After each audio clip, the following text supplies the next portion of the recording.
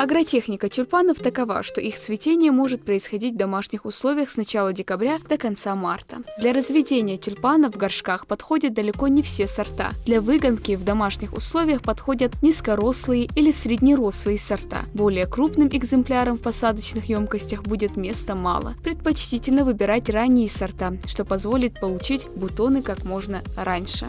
Обращать нужно внимание на диаметр луковицы. Он должен быть 3-4 см. Детки для выгонки не подходят. На ощупь луковицы должны быть твердые, такие плотные. Если при нажатии из них выделяется сок, значит посадочный материал испорчен.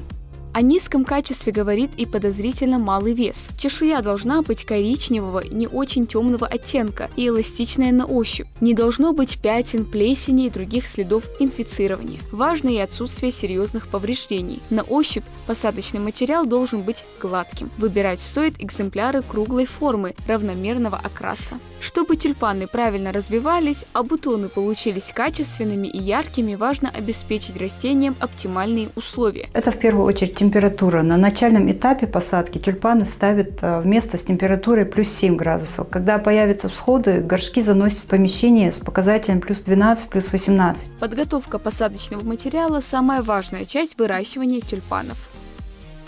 Грунт и емкости обязательно стоит продезинфицировать. Пролив кипятком или темно-розовым раствором перманганата калия.